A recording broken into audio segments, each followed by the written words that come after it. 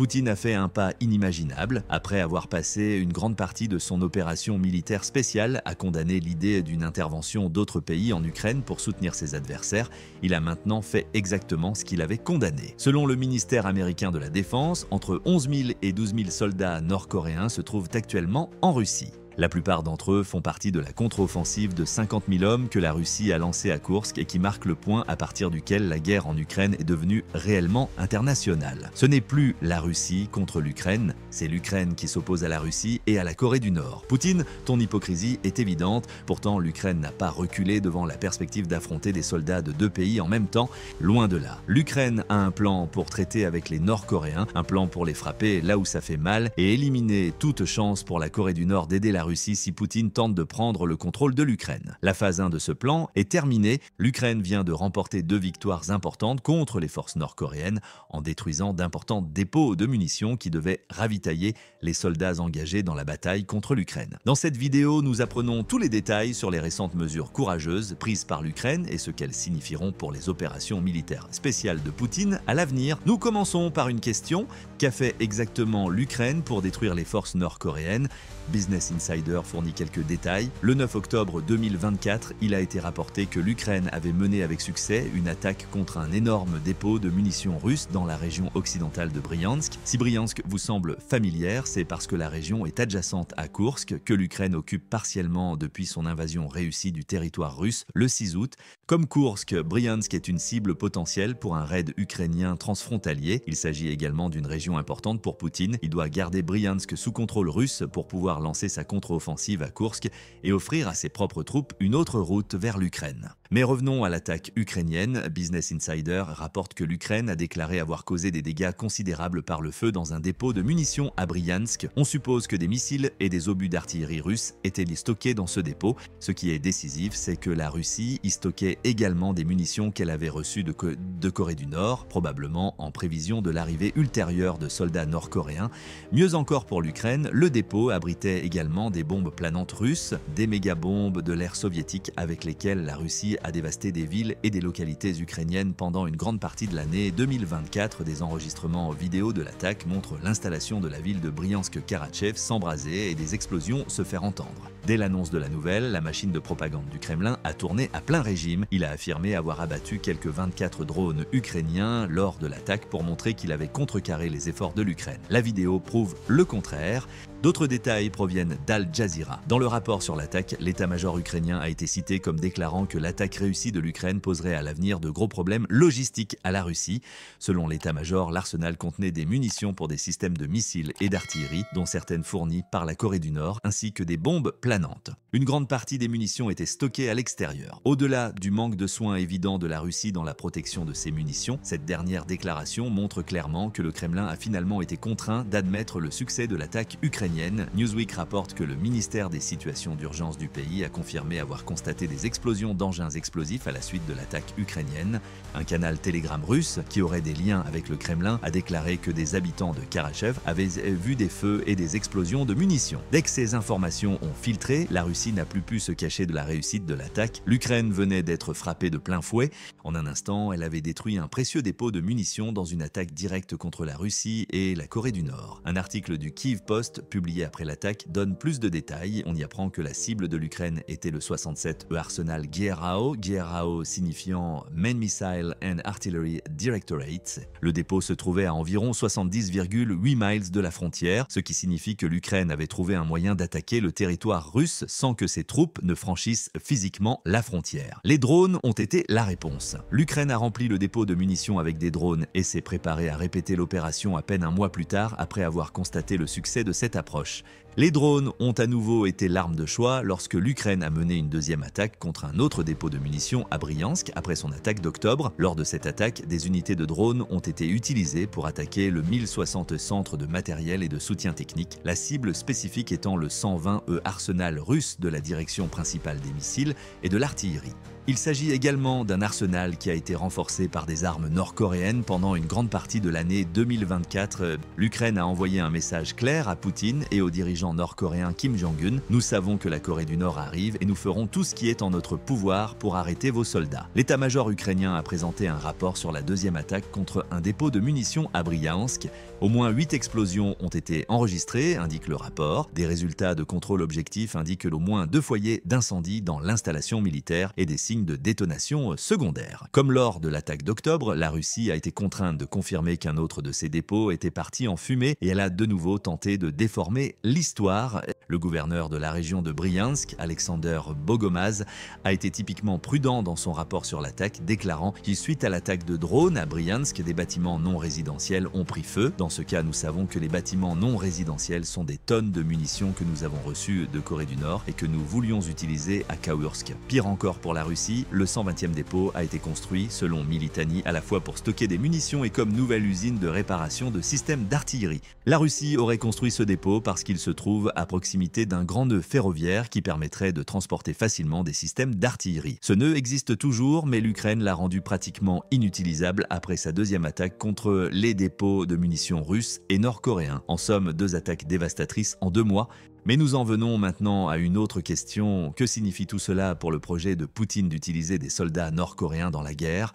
Ce n'est pas une bonne nouvelle pour les dirigeants russes. Tout d'abord, il est important de rappeler que Bryansk se trouve à la frontière entre la Russie et l'Ukraine. De plus, elle est limitrophe de Kursk, ce qui en fait un site stratégique aussi bien pour la Russie que pour l'Ukraine. L'Ukraine tire déjà profit de ce fait. Après l'attaque du dépôt de Karachaïev en octobre 2024, un petit contingent de soldats ukrainiens aurait tenté une incursion transfrontalière à Bryansk, similaire à celle que l'Ukraine a menée à Kursk. The Independent rapporte qu'un groupe armé a tenté de contourner les points de contrôle frontaliers pour pénétrer dans la région de Bryansk, mais qu'il a finalement été repoussé. L'Ukraine n'a pas immédiatement confirmé cette tentative, bien que le gouverneur de Bryansk, Bogomaz, ait rapidement déclaré que la situation était stable et sous contrôle. Cette tentative de franchissement de la frontière nous montre peut-être les intentions de l'Ukraine dans ses attaques contre les dépôts de munitions nord-coréens. La tentative d'intrusion a eu lieu le 27 octobre. La deuxième attaque de drone contre un dépôt de munitions à Bryansk a eu lieu environ 2 semaines plus tard et l'Ukraine a fait suivre cette attaque d'une autre le 13 novembre. Lors d'une autre attaque de drone, l'Ukraine a, selon Voice of America, détruit plusieurs autres bâtiments non résidentiels à Kaluga et Bryansk en ciblant cette fois des infrastructures importantes dans ces régions. Que nous apprend tout cela ? L'Ukraine a identifié Bryansk comme un lieu stratégiquement important, notamment en raison de l'arrivée d'armes et de soldats nord-coréens.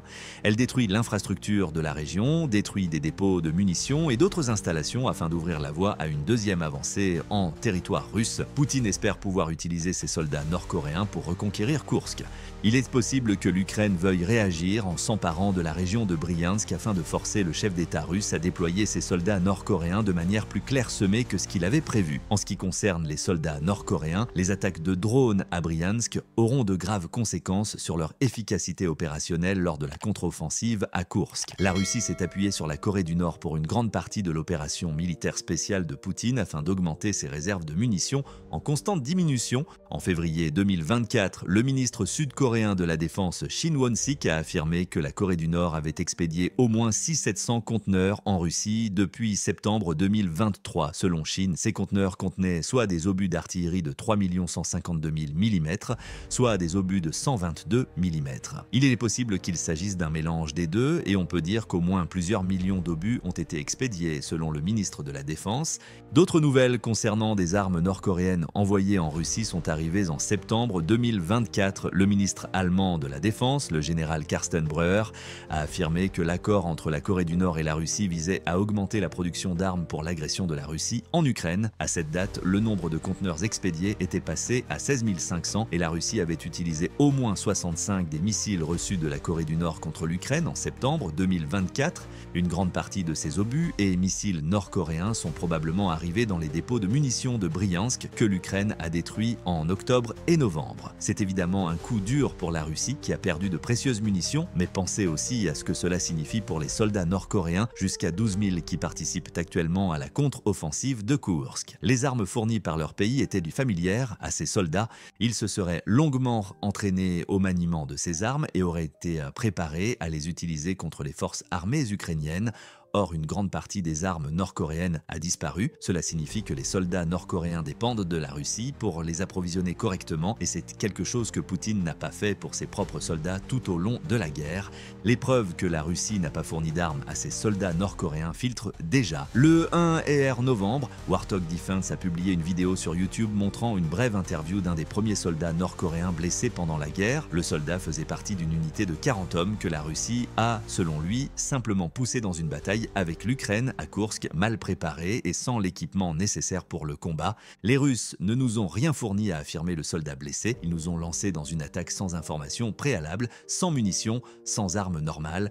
La première attaque ukrainienne contre les dépôts de munitions de Bryansk pourrait-elle avoir contribué à ce problème? C'est possible. Et si c'est le cas, la deuxième frappe, et qui a eu lieu après l'interview du soldat blessé, ne ferait qu'empirer la situation pour les Nord-Coréens en Russie. Ils sont contraints de regarder l'Ukraine détruire des installations de stockage qui devaient les équiper pour soutenir les troupes russes lors de la contre-offensive de Koursk. Plus ces dépôts seront détruits, moins les soldats nord-coréens auront d'armes pour combattre l'Ukraine. 12 000 soldats nord-coréens ne seront pas d'une grande utilité à Poutine s'il ne peut pas les équiper des armes nécessaires. Dans le meilleur des cas, les forces nord-coréennes devront essayer d'apprendre rapidement à se servir des armes russes avant d'être repoussées vers Koursk. Dans le pire des cas, elles subiront le même sort que le soldat blessé et son unité et deviendront de la chair à canon dans la malheureuse contre-offensive de Poutine à Koursk. Cet abus des forces armées nord-coréennes pourrait également avoir des répercussions sur les relations de Poutine avec Kim Jong-un. En surface, cette relation semble être la meilleure dont dispose le chef d'État russe. La Corée du Nord et la Russie ont signé en juin un traité de défense mutuelle que la Corée du Nord a ratifié en novembre. C'est la raison pour laquelle il y a des forces nord-coréennes en Russie. Mais où ont atterri nombre de ces soldats nord-coréens? À Bryansk. C'est du moins ce qu'affirme la chaîne YouTube de Signor. Dans son reportage sur l'attaque de drones contre un dépôt de munitions à Bryansk le 9 novembre, la chaîne indique que de nombreux soldats nord-coréens sont venus s'entraîner dans l'oblast. Ils devaient y apprendre, à l'arrière du front, la stratégie militaire russe et se familiariser avec les objectifs du Kremlin. Au lieu de cela, ils ont assisté à l'explosion de leur propre dépôt de munitions parce que les défenses aériennes russes obsolètes n'ont pas pu empêcher une attaque de drones enragée. Quel sera, selon vous, l'impact sur le moral des Nord-Coréens? Nous avons peut-être déjà quelques réponses à cette question. Si le soldat blessé mentionné plus tôt est vrai, la Russie veut simplement utiliser ses 12 000 soldats nord-coréens comme des cadavres supplémentaires pour le hachoir à viande de Poutine. Face à ce fait et au fait qu'elle dispose désormais de moins d'armes, certaines troupes nord-coréennes font déjà quelque chose que Poutine n'aurait jamais imaginé, elles s'enfuient. Le 15 octobre, 6 jours seulement après la première attaque ukrainienne sur le dépôt de Bryansk, l'indépendant de Kiev a rapporté qu'au moins 18 soldats nord-coréens avaient déjà déserté leur position. Ces 18 étaient répartis dans les oblasts de Koursk et de Bryansk. Il n'est pas improbable que les déserteurs nord-coréens stationnés à Bryansk aient vu la première attaque de Bryansk et aient décidé de prendre la poudre d'escampette. Quant à ceux de Koursk, ils ont peut-être compris que la Russie voulait les envoyer dans un combat qu'il leur était impossible de gagner, tout comme l'unité de 40 hommes dont le soldat blessé mentionné plus haut était le seul survivant et ont donc également pris la fuite. Que va penser le président Kim en apprenant cette nouvelle? Il verra Poutine abuser de ses soldats en envoyant certains d'entre eux à Koursk sans l'équipement nécessaire et il sera humilié sur la scène internationale par la nouvelle de la désertion de ses troupes. Jusqu'à présent, le paquet de défense coopérative de Kim avec la Russie semble n'avoir entraîné que la mort de ses propres hommes. Le chef d'État nord-coréen s'y intéressera-t-il? Peut-être pas pour les personnes elles-mêmes, mais il pourrait considérer de telles pertes massives de ses soldats et de ses munitions comme la preuve que Poutine n'est pas assez fort pour gagner contre l'Ukraine. C'est peut-être là que réside l'aspect le plus important des attaques ukrainiennes à Bryansk. Même si elles n'étaient pas directement dirigées contre les troupes nord-coréennes, elles ont énormément affaibli le moral. Les nouveaux soldats russes n'ont plus accès aux dépôts d'armes sur lesquels ils comptaient probablement pour acquérir au moins un certain sentiment de familiarité pendant qu'ils combattaient sur le sol russe. Certains ne seront pas armés, beaucoup seront mal formés et il y a de fortes chances que nous recevions encore plus de nouvelles de désertion nord-coréenne au cours de la contre-offensive de Poutine à Koursk. L'Ukraine a remporté une grande victoire morale avec ses 2 attaques sur Bryansk.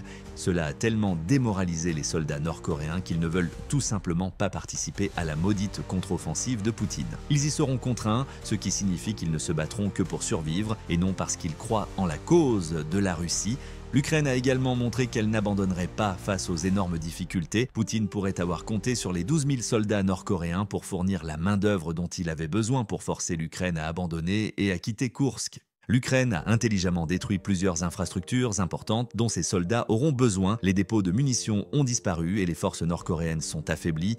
Il reste à voir si tout cela suffira à aider l'Ukraine à conserver le territoire conquis à Koursk et si les dégâts causés ouvriront la possibilité d'une deuxième incursion à Bryansk.